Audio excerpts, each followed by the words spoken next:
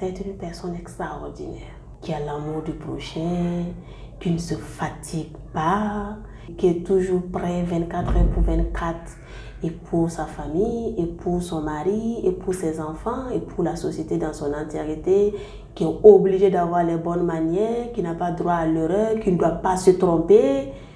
Vraiment, c'est tout. Au Burkina, vraiment, être femme, c'est porter la nation.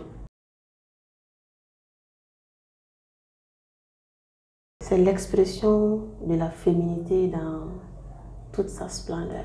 Les menstrues, pour moi, sont une belle chose.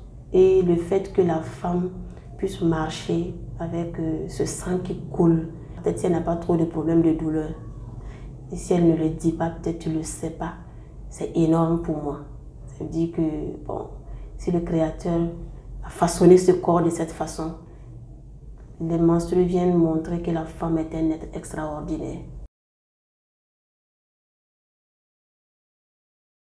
La polygamie est une injustice qu'on fait à la femme. L'attention est partagée, même au niveau de la sexualité. Quand toi tu as besoin de lui ce jour, il n'est pas à côté, pendant qu'il est quelque part, et on te demande de supporter. Lui, il peut mettre son pinceau partout, mais toi, tu dois attendre. Ça veut dire que quand tu as l'action, tu te dis, c'est ce qu'il est en train de faire avec l'autre là-bas. Moi, je suis en train de faire la même chose. La polygamie crée des sorcières. Je vais être la plus aimée. En tant que je veux que mes enfants soient meilleurs par rapport aux enfants de ma co-épouse. On commence les volets de notre société, hein, le volet mystique en bas. On se détruit. On détruit le mari. Ah, puisque lui, elle met. L'autre la met, on tire l'âme ici, on tire ici, entre ils se déchirent. Si entre les deux, il n'y a pas une qui est, on dit l'imania chez nous en islam, ça veut dire qu'elle laisse tomber, elle laisse à Dieu là. Mais si chacun doit tirer un moment de la corde, se casse. C'est pourquoi les hommes polygames n'ont pas longue vie en général.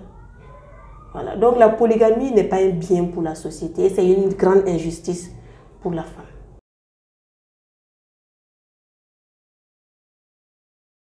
Côté caractère, ça veut dire que la personne répond à nos attentes. L'attention, c'est écouter. En fait, c'est tout ce qu'on attend d'une relation humaine. Les gens, on peut se flatter, on peut se dire des choses, mais tout le monde cherche quelqu'un qui nous aime, qui nous traite bien, qui nous respecte, qui nous élève devant les autres. C'est une personne sur qui on sait qu'on peut compter.